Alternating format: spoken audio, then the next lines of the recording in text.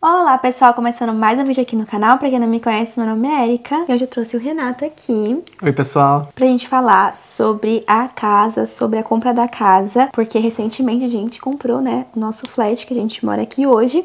E aí eu perguntei se vocês tivessem alguma dúvida pra deixarem as perguntas no vídeo. E também a gente vai sentar aqui e contar pra vocês como foi o processo de compra da nossa casa, como que a gente conseguiu comprar uma casa aqui na Inglaterra, porque parece que é uma coisa muito impossível, né? Muita gente tem dúvida também, né? Tem dúvida, e muita gente acha que não tem como. E tem, porque senão a gente não teria comprado.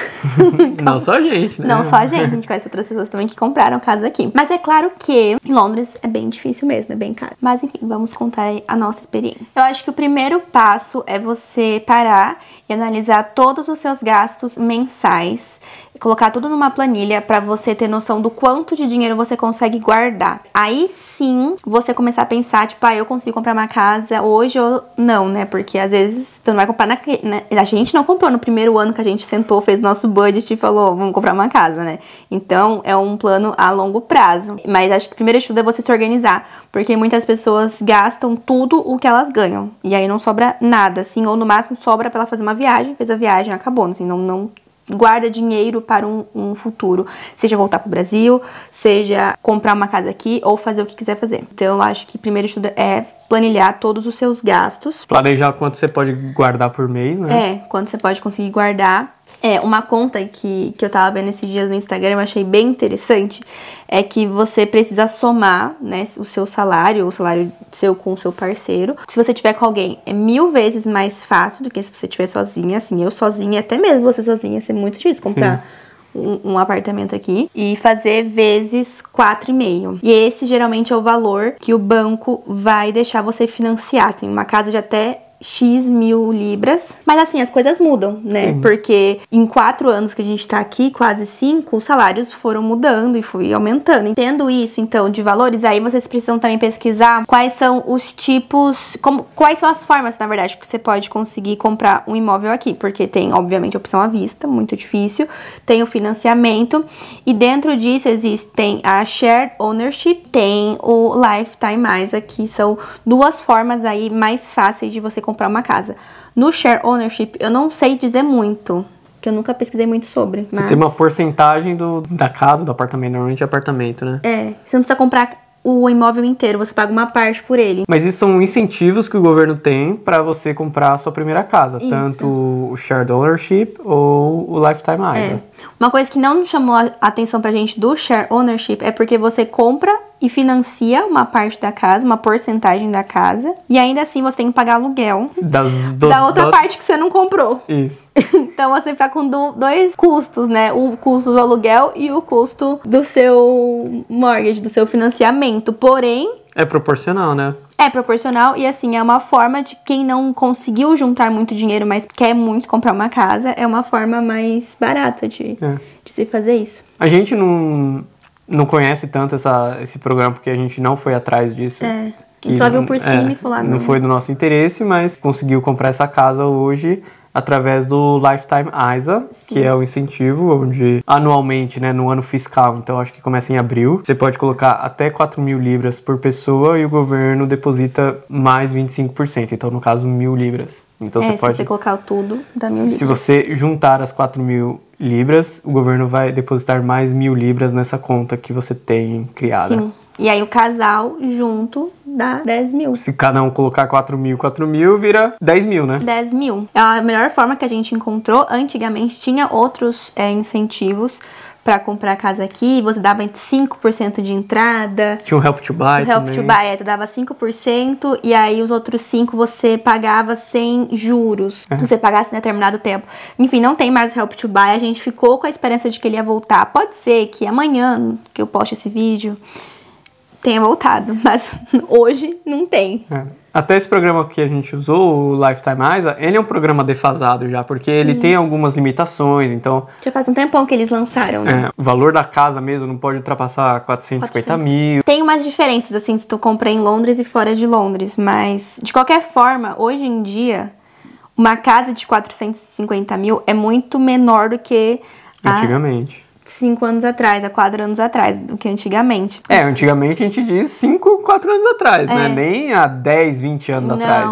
Não. Também um dos motivos da gente ter corrido um pouco mais pra comprar casa, acho que é porque a gente via que cada ano que passava, mais caro ficava. Parecia que o sonho ia ficando mais longe também. Então a gente falou, meu Deus do céu, daqui a pouco não vai, com 450 mil a gente vai comprar um estúdio. E a gente não sabe quando vai mudar essa regra. E também, esse então foi um dos motivos. E a gente também não queria ir, que eu comentei isso em outro vídeo, pro norte. Porque aí no norte aí a gente conseguiria... pro interior, né? Que você diz, interiorzão. Interiorzão, assim com 200 mil tu compraria uma casona. Tanto que hoje em dia, uma das dúvidas que eu também recebi é se a gente morava em casa ou flat. A gente mora em flat, né? Um apartamento. Justamente porque comprar casa tava muito caro, assim. Tinha apartamentos por 700 mil também, né? Não, se você pega uma região central, perto do metrô ali... Também. Quando a gente viu apartamento de 700 e poucos mil. Ah, sim. É verdade. Pois é. Bom, então, assim, como a gente fez pra comprar essa casa? Então, como a gente já disse, a gente usou o Lifetime ISA. E aí eu tinha uma conta e a Erika tinha outra. E a gente conseguiu combinar essas contas para ter a soma desse valor, o depósito da casa. A entrada, né? Através desses 4 mil anuais e o governo colocando mais 1.000. Então, se você comprar uma casa, vamos supor que no teto aí 450 mil, você precisaria de 45 mil libras de entrada. E como que você junta esses 45 mil? Na verdade, você precisa de 4 anos... e meio. 4 anos e meio, né? 4 anos de duas pessoas depositando o teto do programa. Sim, mas claro que você não precisa comprar uma casa de 450, você pode pegar uma casa mais barata. A nossa casa não chegou no teto. 450, Você pode achar uma casa de 300 e pouco. Não precisa ser uma casa nova também, que a gente pensou que antigamente a gente achava que tinha que ser uma casa que ninguém tinha acabado de construir, né? A gente comprou a casa da construtora. Mas não, às vezes você compra uma casa já usada, né, vivida. Sim. E aí você não precisa também de tanto tempo assim de AIS, aí tu consegue juntar em menos tempo de AIS. E uma questão também é que você não precisa depositar esse valor na conta, porque é uma conta específica, né? De uma vez só, você pode todo mês fazer o seu planejamento de depositar, vou depositar 300 libras todo mês nessa conta, que aí no final do ano... 330 e poucos vai dar o valor total. Né? Então, assim, a estratégia, acho que cabe a você no planejamento mensal aí de gastos. Por isso é muito importante saber o quanto que você gasta, né? Quanto você tá guardando. E juntar. E não juntar só esse valor pro AISA. Porque a gente também tem outros gastos quando vai comprar uma casa que a gente tem que pagar. E aí é de uma vez só, tem que ir lá e pagar à vista. Que é o processo da compra, né? Sim. Só o último detalhe referente a esse Lifetime ISA, porque é uma conta que, além do dinheiro estar guardado ali, ele está rendendo. Então, acaba sendo... às vezes muito bom, né? Dependendo aí se você tiver sorte aí do tipo de investimento que fez, de valorizar também. Do seu controle isso. Mas é só uma coisa importante pra... Sim. E aí você pode usar esse Lifetime ISA pra comprar a sua primeira casa ou pra aposentadoria. Sim. Tem 2 opções. Então, beleza, a gente tinha o Lifetime ISA e aí a gente juntou os nossos salários, fez a conta, viu por quanto mais ou menos que a gente poderia começar a procurar as casas. Procuramos as casas. A gente não teve, assim, uma grande dificuldade do tipo, o credit score. A gente sempre escutou muito essa frase, né? Tem que cuidar do credit score, tem que cuidar do credit score. E eu não sei até aonde isso vai influenciar, não. Porque, por exemplo, eu, Erika, não tenho praticamente nada na minha conta. Tipo, pra fazer nome, né? No meu nome, assim, pra juntar o meu credit score, não tinha nada, assim. Tanto que quando a gente foi fazer os nossos comprovantes financeiros pra conseguir o financiamento da casa, eu não tinha nem gasto na minha conta. Porque tudo, o aluguel, tudo ia pra conta do Renato. E aí ele, tipo, transferia dinheiro pra ele, ou eu transferia dinheiro pra ele, mas não era eu, Erika, que tava pagando nada. E aí, se você olhava no meu extrato bancário, caía meu salário e tinha algumas transferências pro Renato e gasto com transporte, um gasto ou outro no mercado. E só, eu não tinha nada pra falar, crédito. Na nossa experiência, é claro que alguém pode falar aí o seu ponto de vista. A gente não financiou o celular, a gente não fez nada disso. O nosso credit score não influenciou em nada, mas também o nosso credit score não era ruim. A gente tava devendo. Acho que é good que eles falam, né? não era excelente, não era baixo, enfim, era ok. Sim, acho que não influenciou em nada. Eu escutava assim, é bom financiar o celular, financiar o carro pra melhorar o seu credit score. A gente nunca financiou nada além da casa. Foi logo o primeiro.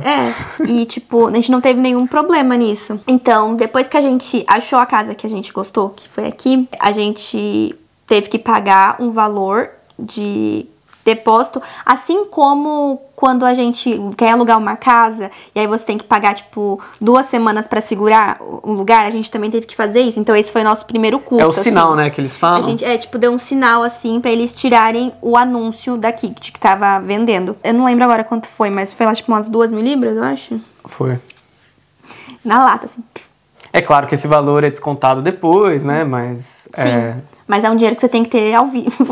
E isso vai variar de casa pra casa, Sim, né? Tem lugar que vai pedir menos e tal. Ou mais. Ou mais também. Não sei se tem um limite pra isso, mas o sinal ele é combinado ali. Sim, não foi uma regra de tipo X semanas equivalente a alguma coisa. Não, foi um número que era 2.000 libras. E aí tinha que dar pra tirar a casa. E aí se a gente desse pra trás, tipo, não quero mais comprar, a gente ia perder esse dinheiro. E se por algum acaso eles dessem pra trás, aí eles devolviam pra gente. Conforme a gente foi vendo as casas, visitando os apartamentos que a gente tá visitando, a gente foi cavucando mais informação pra saber como que funcionava pra comprar a casa aqui. A gente tinha uma noção, mas a gente foi perguntando direto na cara. Uma coisa que a gente sentiu diferença é que quando a gente ia alugar uma casa, por exemplo, a moça já perguntava quanto a gente ganhava pra fazer a conta se a gente conseguiria pagar aluguel ou não. Quando a gente foi ver casa pra comprar, em nenhum momento pediram o nosso salário, não perguntaram nada. Você quer ver a casa? Pode ver, o valor é esse. Porque quem que vai resolver se a gente consegue comprar ou não, se a gente vai ter o financiamento ou não, cabe ao banco decidir se a gente vai conseguir comprar a casa ou não.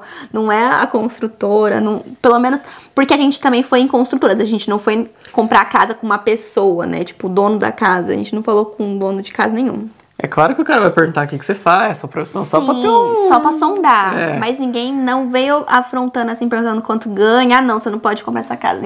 Eu achei que ia ser um pouco assim, mas não foi. E aí, alguns sites também tinham um formulário que você preenchia. E aí, ele dava assim, até quanto mil, geralmente, pode ser que o banco te deixe comprar. Então, até X mil você pode comprar a casa. Então, isso também a gente fez pra ter noção de que a gente poderia realmente... Porque a gente não foi atrás do financiamento até a gente achar mesmo a nossa casa, né? A gente foi pegando contatos. Cada casa também que a gente foi visitando, a gente pegava um contato e perguntava, tá, se eu quero comprar a casa hoje, o que eu preciso fazer? E aí, os vendedores todos foram muito simpáticos e legais e explicaram pra gente qual que era o processo. Normalmente, cada um tem o seu...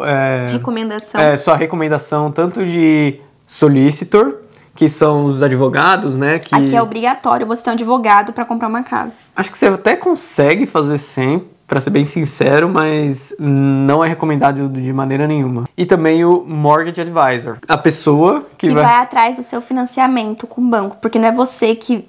Acho que você até pode, mas... Ele vai ver com vários bancos. Ele é um intermediador que vai ver... Você e o banco. Todos os bancos e as financiadoras. Qual é a melhor taxa? Quem vai poder... emprestar esse dinheiro, esse financiamento para você e a qual taxa, em qual período. Então, por exemplo, a gente pegou e parcelou esse financiamento em 30 anos, em 20 anos, e isso ele vai dar as opções para você baseado no quanto também você está disposto a pagar por mês. Sim. É claro que se você escolher um financiamento de 30 anos, você vai acabar pagando menos, só que durante mais tempo, né? Então, isso é muito pessoal, por isso que tem essa pessoa para te dar as melhores opções para você, personalizado, né? Questão de taxa também. Se você quer uma taxa fixa, por quanto tempo a taxa é fixa. E normalmente esse Mortgage Advisor, ele não tem uma taxa que a gente paga para ele. Ele recebe, como que ele ganha dinheiro? Ele recebe uma comissão do financiamento. Sim. Então o nosso financiamento lá, quando a gente assinou, tinha lá uma linha lá, sei lá, 1.000 libras vai pra empresa Mortgage Advisor. Sim. Mas aí, depois, eu só descobri isso depois. Que existem... Tipo assim, a gente foi pelo Mortgage Advisor que eles indicaram, né? Sim, sim. Só que tem como você fazer por fora, porque talvez por fora... A gente não consegue saber se o Mortgage Advisor deu a melhor opção possível ou se ele deu a melhor opção pra ele ganhar mais dinheiro. E aí existe você contratar sem ser a indicação, que tem mais chance de ser o mais honesto e da melhor opção possível. Só que a gente também... Eu nem Mas são empresas independentes também, eu acho que não importa qual casa você vai comprar ou qual filiação de empresa, É. eles são independentes, eles trabalham em qualquer... Mas você consegue também contratar pessoas que falam português, por exemplo, brasileiros que fazem financiamento de casas, então é mais fácil para eles te ajudarem a entender o processo. A gente não fez isso, a gente foi com o que eles indicaram mesmo de Mortgage Advisor, a gente achou que ia ser mais prático, mais rápido, mais fácil. Porém, o Solicitor a gente fez por fora. Não por fora, assim, a gente pegou sem ser indicação daqui. A gente usa um comparador no site aí caótico. na internet. E assim, a gente teve uma experiência ruim com o nosso Solicitor, porque acabou demorando o processo, enfim, quase perdemos a compra, né? Porque demorou muito. Mas é claro que acho que se usasse a recomendação, se pudesse voltar no tempo, talvez a gente teria usado a recomendação, sim. Só que era bem mais caro a recomendação. Porque aí o Solicitor, você tem que pagar mesmo ele, né? Não é igual o Mortgage Advisor que ganha em cima do que a gente financiar. O pagamento foi meio que por etapas, né? Então a gente pagou como se fosse um sinal, né? Pra dar entrada no processo. Aí depois, quando tinha que pagar algumas taxas, foi um outro pagamento. E depois no completion, né? Quando finalizou a casa. Quando finalizou. Tem bastante site que mostra o comparador de Solicitor. E Existem até de graça também, só que aí ele vai ter vários casos, então ele vai enrolar mais ainda pra resolver. Não recomendo Mas também. existe essa opção. E ele vai mostrar todos os custos listados, né? Inclusive o Stamp Duty, que é uma taxa bem importante, né? Sim. De se avaliar. Toda vez que você comprar uma casa aqui, você tem que pagar essa Stamp Duty, que é uma taxa de compra de casa. É um imposto, né, na verdade. O valor, é claro que ele vai variar de acordo com se é a primeira compra, se não é, qual o valor da casa. Então tem tudo calculador online. A gente pode deixar até o link aqui para você fazer uma simulação. Mas no custo do Solicitor, ele provavelmente já vai listar também o valor do Stamp Duty. Uma coisa também que eu queria comentar aqui, que eu não falei antes, mas que eu acho muito importante, é negociar o valor da casa. Porque às vezes você vê aquele número ali, alguns vendedores vão conversar, falar que, né, existe a possibilidade de negociar valores, então outros vão ficar quietos, porque a gente viu várias casas, então a gente percebeu isso, de alguns eram mais, tipo, desenrolados, do tipo, mas quanto tu tá querendo pagar? Vamos tentar chegar num valor em comum acordo, enquanto outros não falavam nada, então, tipo assim, se você não pedir desconto, você não vai ter. Então, é muito importante você pedir, não jogar muito lá embaixo, mas jogar um valor sim lá embaixo, porque pode vir uma contra-oferta ou pode ser que eles aceitem. Então, eu acho que vale a pena tentar. E também, acho que é importante falar aqui, que você só começa a pagar o financiamento no mês seguinte, no caso, que você completou a compra, que eu acho que é um pouquinho diferente do Brasil. Eu acho que sim. Porque no Brasil você já paga e mesmo que o prédio está construindo, que não sei o que lá. Enquanto que aqui não, é porque como a gente comprou aqui já estava pronto.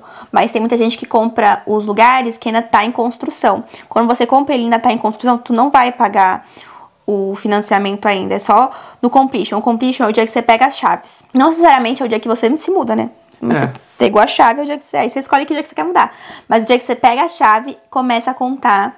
E aí sim, pra você pagar o seu financiamento. Eu acho que no mais foi isso, assim, de custos que a gente tem que ter. Que é pagar o advogado, pagar a stamp duty, pagar o depósito. Também tem que colocar... Isso eu tô pensando assim, sabe? Tu vai juntar o seu dinheiro pro seu ISA, por exemplo. E eu tô falando pra você guardar um pouquinho mais também por mês, durante esses anos que você vai guardar pra comprar a casa. Porque você vai ter esses custos que você tem que pagar de uma vez só. Custo com mudança, também, né? Custo com uma reforma, custo pra mobiliar a casa. São muitos custos que vêm depois que você compra a casa, assim. Você vai gastar muito. Nenhuma casa que você comprar provavelmente vai estar perfeita, né? Você vai, vou querer mudar isso, vou querer instalar aquilo ali diferente. Então, assim, esteja preparado, né? Se você tá fazendo uma compra tão importante, tão grande assim, recomendo, né, que você erre pra mais. Tenha um pouco mais de dinheiro do que faltar, porque esse processo, assim, pode ser bem importante pra você. Agora eu vou dar uma olhadinha rapidinho nas perguntas que fizeram pra gente. Eu acho que a gente já respondeu muita coisa no meio do vídeo. Me perguntaram o que é preciso, eu acho que a gente já falou tudo o que precisa, assim. Em termos de documento, eles vão perguntar os documentos básicos, né? Eu alugo uma casa, né? Visto, né? Visto, passaporte... Visto, assim, no sentido de que você pode morar aqui, comprar a casa aqui, passaporte, trabalho, mas isso também é mais pro banco poder liberar o crédito pra você. Ele quer saber quanto tempo você tá trabalhando na empresa. Se você é self-employed, se você PJ ou ou pessoa CLT, física, né? CLT. Então, assim, você vai ter que comprovar a sua renda, né? Através do seu empregador, né? Ou do seu eles trabalho. pediram pro nosso trabalho responder ali. Ligaram, né? Ou mandaram e-mail para RH. Então, RH. assim, tem uma parte burocrática porque o financiamento vai ser bem. Mas quando a gente certinho. vai alugar casa, em alguns lugares eles também mandaram mensagem. Às vezes é pro chefe, não pro RH. Mas aí também. Já teve lugares que a gente alugou que também mandou pro RH. Uhum. Então eu achei que parecido, assim, o processo de filtrar se a gente podia comprar a casa ou não. Eu achei a mesma coisa que a gente fez todas as vezes que a gente alugou casa. Extrato de banco também, mas é bem parecido mesmo. Sim. Aí tem a grande questão do leasehold e o freehold, né? Que é uma grande questão aqui. Você pode comprar uma casa na Inglaterra, mas você não tem direito à terra, só a casa. Então o que acontece é assim, quando você compra uma casa mesmo... Construída assim no chão. No chão, não no sentido de home, no sentido de casa, de house. Você tem as duas opções, assim, existem casas que você vai comprar a casa junto com o terreno e vão ter casas que vai ser comprado só a casa e o terreno você tem que alugar. Quando é prédio, que é o nosso caso, sempre vai ser leasehold, que significa que a gente tem que pagar um aluguel do terreno aqui. Então a gente tem direito só ao nosso quadradinho. Mas o chão teoricamente, é de outra pessoa. Teoricamente, a nossa casa, a gente tem direito dela por 999 anos. Então, esse normalmente é o período do leasehold. Normalmente pode ser que o leasehold seja que eles chamam de peppercorn, que é de graça, R$0, 0 libras. Mas se for um apartamento, ele vai ter também um service charge, que aí é como se fosse o condomínio do Brasil mesmo. Então, nosso flat aqui a gente paga anualmente. As áreas comuns limpas, assim. É claro que tem outras coisas, limpeza, manutenção, mas isso normalmente numa casa não existe. E isso é importante porque, por exemplo, igual ele falou, que não tem, a gente não literalmente paga por isso. Eu pensei que pagava, mas o Renato que entende, que falou que não. Mas a gente tem um limite de poder morar aqui. Tudo bem que é 999 anos. Mas às vezes você vai comprar um lugar usado, por exemplo, e aí já passou, porque as casas aqui são muito antigas. Então às vezes você pega uma casa bem antiga, que já tá no número 200, no número 100. E por mais que você fale, mas eu já tô com 30, eu não vou viver talvez 130. Mas é ruim pra você vender. Eu tava vendo casa pra comprar, né, enfim, na época, e eu vi um apartamento que tava faltando 126 anos. E o valor tava muito abaixo do que seria uma casa compatível, claro, com os modelos normais. Então, assim, isso desvalorizou muito a casa. É claro que provavelmente você pode renovar e tal, mas... atrapalha. Provavelmente vai ter um custo nisso também. E eu acho que não pode ser garantido também, né? Porque o governo pode falar não. Então tem isso. Então, no nosso caso, é leasehold. Porque é prédio. E a gente só pode 1000 anos. 999. Eu acho que já tá 998, não tá? Ixi, não sei. Próxima pergunta é se a gente usou shared ownership. A gente falou que não. E você não precisa usar nenhum benefício do governo, né? Você pode usar... só ter juntado aí na sua savings uma casa normal. acima de 500, de 600, aí tu já não entra esse já vai benefício. usar o WISE, aí tu vai precisar juntar mesmo o dinheiro inteiro. Pode ser que quando você estiver assistindo esse vídeo também tenha lançado outros benefícios, então assim, é sempre bom estar atualizado, Vamos né? torcer que sim. E se vocês deram um valor de oferta que foi aceito de primeiro, tiveram que negociar mais, a gente teve que negociar, porque eu pedi um valor, eles não aceitaram. Mas assim, a gente tinha que jogar, entendeu? O pior que eles iam falar é não, mas eles não falaram só não, eles estiveram abertos pra ouvir o nosso... a gente fez uma carta, né, falando os motivos também, né?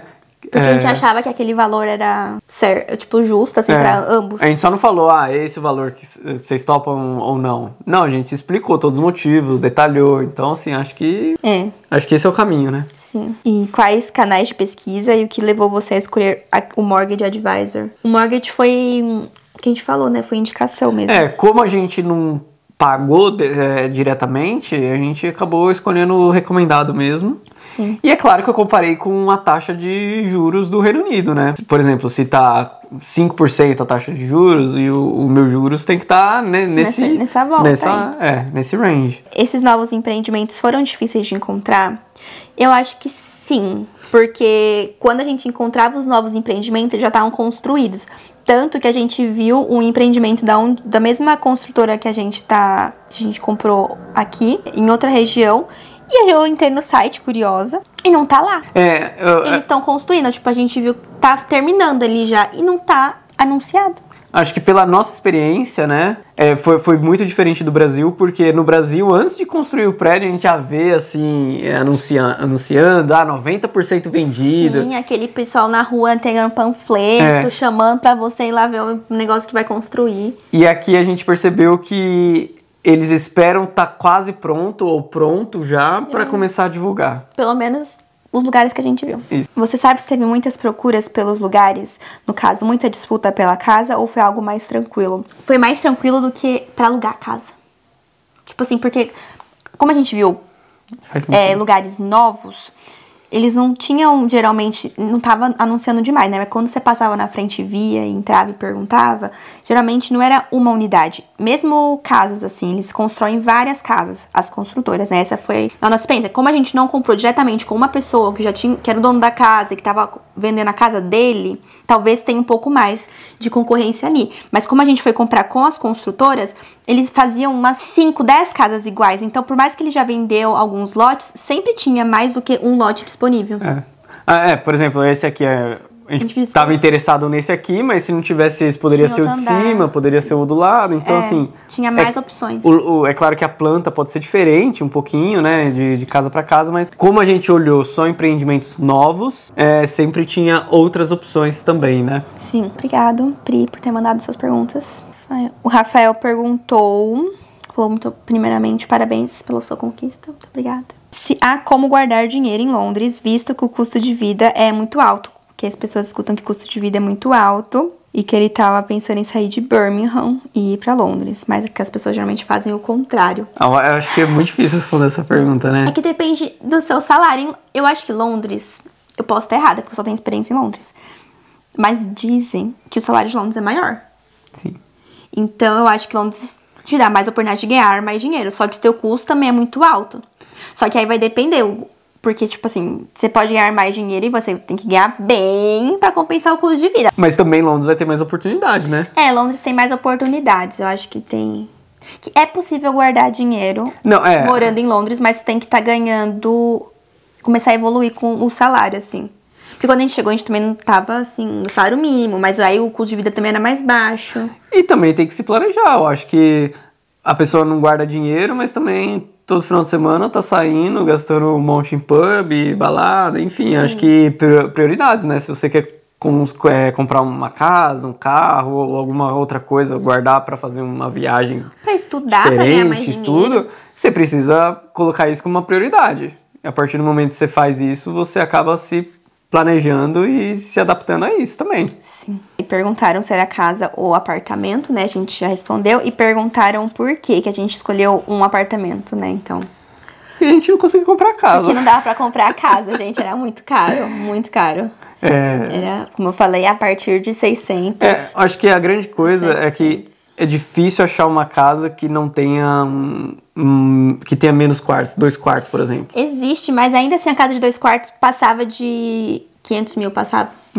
E tinha o teto, que a gente queria usar o WISA. Então eu não tinha casa. Teria, se fosse usada. Mas aí são casas mais antigas. Aí a gente não queria ter o trabalho de reformar a casa inteira, assim. Aí a gente tinha preguiça mesmo. Você tem que priorizar, né? Se você vai comprar uma casa usada, você vai pagar menos, só que você vai... O que você quer? O que você tá disposto?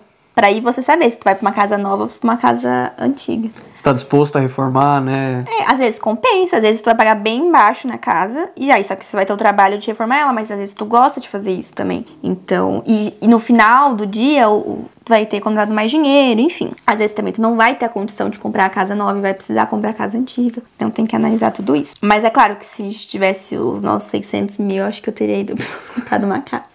Mas aqui a grande questão que eu falo, que a casa tem mais privacidade. Só que aqui as casas, a maioria é tudo germinada. Tu não tem muita privacidade igual morar em prédio, né? Você escuta os vizinhos igual. As casas são todas germinadas. Se você comprar uma casa que não encosta nem um lado nem no outro, ou só encosta de um lado porque você tá no final das casas germinadas, é muito mais caro ainda. É verdade. Então... é só mais pelo espaço, a casa é mais espaçosa. Mas uma coisa também que a gente pode falar sobre o financiamento... é que o financiamento ele pode ser renegociado. Então a gente se comprometeu a pagar uma taxa fixa por 5 anos. Então a gente poderia ter escolhido 2 anos, 5 anos, e aí é claro que vai ter diferentes modelos. E depois desse período a gente vai renegociar o restante da dívida para a taxa atual, né? Que vai estar daqui 5 anos. Que a gente não sabe se vai piorar ou melhorar. E nisso pode mudar o banco, pode mudar a taxa, o prazo que a gente vai pagar. A gente pode ganhar mais daqui 5 anos e aí poder pagar mais mensalmente. Então o nosso financiamento, vamos dizer assim, ele é por 30 anos, só que uma taxa fixa durante 5 anos. Depois desses 5 anos seria renegociado. E aí pode ser pro bem ou pro mal, assim, Quem fez, por exemplo, há 5 anos atrás e teve que renegociar agora, aumentou foi um baque, assim, porque antigamente era 1 ponto alguma coisa, né? Menos de 2%. E aí chegou passou de 5%. Passou de 5, agora deve estar uns 4 pouquinho. Então, pensa que as pessoas pagavam, vamos dar um exemplo. 2 mil de financiamento e pulou para 2.500, assim, do nada, assim, agora, a partir de agora, você vai pegar 500 a mais do seu salário e dar no seu financiamento. Então... Mas, assim, olhando assim, é claro que é ruim, né, mas isso também poderia, ou aconteceu, na verdade, com quem paga aluguel, né, só que isso foi repassado em rent. Sim, por isso que também os aluguéis aumentam muito, porque o financiamento aumentou, né? Sim. É claro que a gente não sabe como vai estar daqui 5 anos, mas a gente espera que diminua, né? Então... É esperança. Bom, foram essas as principais perguntas. Eu acho que o vídeo já também tá ficando bem longo, mas eu acho que a gente conseguiu deixar claro. Foi assim, a nossa experiência. Vão ter pessoas que vão ter experiências diferentes, vão ter conhecimentos diferentes, vão ter pesquisado mais outras coisas que a gente não pesquisou, que a gente não viu. A gente tá literalmente relatando como foi o nosso processo. Então, eu acho muito importante também, quem tem essa vontade de comprar uma casa aqui, ir pesquisando vários vídeos, assistindo vários vídeos, porque cada pessoa vai ter passado por uma forma, vai ter comprado a casa em algum momento diferente. Então, é bom estar sempre assistindo, não só vídeos novos de quem acabou de comprar, mas também vídeos tipo de 1, 2, 3 anos atrás, porque as pessoas, de quem comprou há 2, 3 anos atrás, porque as pessoas também vão ter outras experiências, e quanto mais informação você tiver, mais preparado você vai ficar pra dar esse passo, porque é um passo muito grande, né? É uma dívida imensa. A casa do banco, né, hoje. A casa do banco, tá? Até a gente terminar de pagar. Enfim, a gente tá muito feliz também com isso, assim.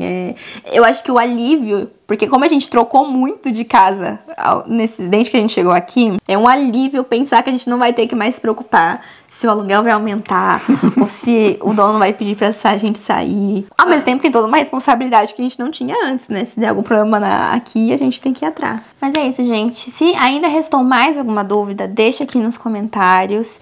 E aí, no próximo vídeo, a gente posso comentar, de repente, no meio de algum vlog, eu leio o comentário de você e respondo. Então, se vocês gostaram, já deixe seu gostei. Se esse vídeo ajudou de alguma forma, compartilhe aí com alguém que também tem vontade de comprar uma casa aqui no Reino Unido e queira escutar relatos. Fala que não é impossível, existe como, tem como. Tem como, é mas possível. Tem que se organizar. Também tô correr atrás também de ganhar dinheiro.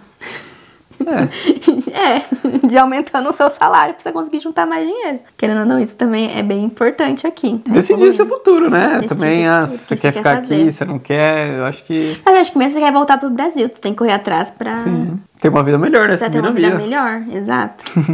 Mas é isso, se vocês gostaram, deixe seu gostei. E até o próximo vídeo. Tchau, tchau. Tchau.